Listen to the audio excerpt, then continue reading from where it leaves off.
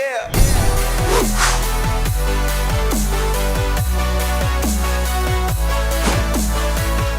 Welcome back to the Gridiron Expert. You know, in our last video, we talked about Liberty and how big of a surprise the Flames were in 2020. But I don't know if there was a bigger surprise in the entire country last year than the Coastal Carolina Chanticleers. Nobody, absolutely nobody, and if you say you did, you're lying to yourself. Nobody saw Coastal Carolina going 11-1 in 2020. The Chanticleers out of the Sun Belt Conference went 11-1 in 2020 with huge wins at Kansas, at Louisiana. They beat Appalachian State, and on short notice, they beat BYU in what was one of the better games of the 2020 college football season. The Chanticleers today check in at number 23 in our early Gridiron Expert Top 25, and today we're going to break down their entire 2021 schedule, kind of looking at some key matchups, some key stretches, and whether or not last year was a fluke. Can Coastal Carolina replicate the success that they had in 2020? Can they carry over that momentum into 2021? Now again, guys, we are not predicting any of these games up here. We are not predicting any games. That will come much later. Our predictions for every team will come later on in the summer. Today is just a brief schedule preview. Before we dive into the schedule, let's do a brief outlook of their 2021 season. What they have coming back. Well, first off, they have amazing head coach coming back in Jamey Chadwell. Got a lot of national recognition. Many were calling for him to leave for a Power 5 position or better position after an amazing year with Coastal Carolina. Remember, it's only been a few years since Coastal Carolina joined the FBS ranks. Already a top 15, top 10 team, 11-1 in 2020. Jamey Chadwell returns with the dynamic duo of Grayson McCall at quarterback and his top wide receiver in Javon Hiley. Hiley, many thought might not stick around either, but he decided to come back one more year with the Chanticleers. McCall put up amazing numbers as a freshman, and that's what really was so shocking to me is Coastal Carolina did everything they did last year with a freshman quarterback at the helm. McCall, 2,488 yards, 26 touchdowns, just 3 interceptions, took phenomenal care of the football, and then rushed for 569 yards and 7 touchdowns. This guy was unbelievable. One of the better quarterbacks in the country last year and will be again now in 2021, especially when he has one of his top wide receiving threats back. They do have to replace a few key pieces on defense. We talked about how great that front seven was for Coastal Carolina, but there's nothing too drastic on the defensive side of the ball to make me believe they're going to take a significant step back, at least defensively. So you take a look at their schedule, guys. It is a very manageable schedule. Coastal Carolina will once again now, but not once again, they are now the favorite in the Sun Belt Eastern Division. Remember, they won that division last year, should have played Louisiana in the Sun Belt Championship game, but that game was unfortunately canceled due to COVID. So these two teams are going to be the favorites in the East and the West. And the first thing you can notice here is that Coastal Carolina actually avoids Louisiana. That's the first big thing. Coastal Carolina avoids arguably the top team out of the Sun Belt West. And yes, the Chanticleers went on the road last year and took down the Raging Cajuns, but it's pretty nice not to have to play them until possibly the Sun Belt Championship game. So you look at their schedule here, it would not be a surprise at all to see Jamey Chadwell's squad start off 5-0. They should take care of the Citadel. I love the Kansas Buffalo in back-to-back weeks just because of the recent news of Lance Leipold leaving Buffalo to become the head coach at Kansas. So I think that's very interesting. Coastal Carolina is going to play Lance Leipold at Kansas, his new school, and then the very next week will travel to Buffalo, which was his former school. It's kind of an interesting little fact there. But we've seen Coastal Carolina take down Kansas, I believe now the last 2 years. Kansas now has to travel out to Myrtle Beach, has to take on the Chanticleers at their house, and I guarantee that the Chanticleers are going to be the favorites and possibly could be double-digit favorites in that game. If Coastal Carolina can beat them the last 2 years with the team that they did not have this year, you know, the last 2 years when they were mediocre, or we really didn't know that much about them, why couldn't they beat them now against a Kansas squad that arguably could be the worst program in college football at the moment? And hopefully Lance Leipold will turn things around. So they should start off 5-0. UMass doesn't strike fear into anybody. ULM does not strike fear into anybody. It's this 4-game stretch here, guys, from October 7th to November 6th.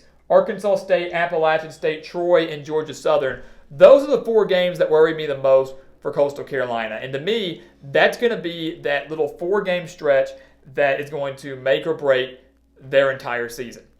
Think about it. If they start 5-0 right here and they struggle through the 4-game stretch, not only are they going to throw away any hopes they have of a possible New Year's Six bowl game, but they could very well throw away their Sun Belt title hopes as well. And I want to break down why this is such an important stretch here. First, it starts with Arkansas State on a Thursday. So Thursday night game in Jonesboro. Last year, Coastal took down the Red Wolves 52-23. Blowout in Myrtle Beach. I think that's when a lot of people realize, hold on. The fact that they beat it wasn't that they just beat Arkansas State. It was the fact they dominated Arkansas State, winning by 29. That's when many people said they might be legit. Maybe we should worry about the Chanticleers just a little bit. But A-State now has a brand new head coach, hiring Butch Jones, away from Alabama, where he was an assistant. Obviously, the former Tennessee head coach. Great quarterback there in Lane Hatcher. He's building something in Jonesboro, even though he hasn't even coached a game yet. Arkansas State, a perennial Sun Belt contender. Those midweek games on the road can be very tricky, especially if they're high on themselves after an undefeated start. They get that bye week and then travel to Appalachian State. That's on a Wednesday. It's on a Wednesday night, so another midweek game on the road. And this game right here is way more important than Arkansas State because Appalachian State is in the East Division. This game right here on October 20th could very well determine who wins the Sun Belt East. And while Coastal Carolina, will probably be the favorite in this game, it should be noted that Appalachian State is going to have a very dominant run game. Very, very dominant run game. And they just added a new quarterback to replace Zach Thomas. They've added Chase Bryce, the Duke quarterback last year, was formerly at Clemson before that. Very highly touted, never really panned out at Duke. Didn't put up the numbers we thought he would, especially with David Cutcliffe. But maybe he can find some success down with the Mountaineers. The game is on the road, but Coastal does get a bye before that. Very beneficial, but cannot afford to overlook the Mountaineers in a game that could determine who wins the division. And then you have Troy on October 28th. That's a Thursday night game, so another midweek game, but it's at home for the Chanticleers. They survived the Trojans 42-38 last year. Barely got by Troy last year towards the end of the season. I think Chip Lindsey is really starting to find his groove with the Trojans now, so you can't afford to overlook this game, even though it is at home, especially if one of two things happen here. If Coastal loses to App State, they can't afford to get caught on a hangover against Troy. If they beat App State and say they're 7-0, say they beat Arkansas State as well, 7-0, everybody is out to get you because by this point, Coastal's definitely a top 15 team, maybe higher. They are the best team in the Sun Belt, arguably, if things go their way. Everybody's out to get you. All eyes are on you. You can't afford any slip-ups like they almost had a few times towards the end of the regular season last year. So Troy and then Georgia Southern, they beat them 28-14 last year, but on the road, finally a Saturday game, but on the road with that triple option, always very difficult to stop. Don't underestimate the Eagles. Don't underestimate the Eagles at all. So this 4-game stretch, Arkansas State, App State, Troy, Georgia Southern, 3 of those 4 are on the road. 3 of those 4 are in the middle of the week. And again, I really would say that these 2 against Arkansas State and Appalachian State are the biggest on Coastal's schedule. But this stretch as a whole is going to make or break their season because the final 3, Georgia State, Texas State, South Alabama, aren't really that dangerous, aren't really that concerning for me. Yes, Georgia State is always, middle of the pack, could pull off an upset here or there. Texas State started to find their groove a little bit last year, but nothing too competitive. They just found some more offensive success. Both those are at home. They close out the season at South Alabama. They're dealing with a brand new head coach in Kane Womack. I think it's going to be at least 2 years, maybe 3, before you see some immediate success and a major turnaround for that Jaguars program. So the final 3 don't scare me too much. It's just from October 7th to November 6th. That's going to be the key for Coastal Carolina, especially, again, if they do start off the year at 5-0. The FPI looks at this schedule and loves it. The FPI, we've only done 3 teams now, but is giving Coastal Carolina the best record out of our top 25 teams so far. They project the Coastal Carolina Chanticleers to go 10-2. 10-2, guys. 11-1 last year, 10-2. And who knows what those 2 losses could be? A-State, App State, Buffalo, maybe. I highly doubt it. But you never know. You never know. But again, they're the favorite in the Sun Belt Conference Eastern Division, and they will be until proven otherwise. Maybe they're proven otherwise on October 20th. But right now, the Chanticleers are my favorite to win the division. They're going to be most of the national analysts' favorite to win the division. And the schedule lines up very nicely for them to run the table, to have another double-digit win season, and then possibly meet Louisiana in the Sun Belt Championship game. And this time, it won't get canceled.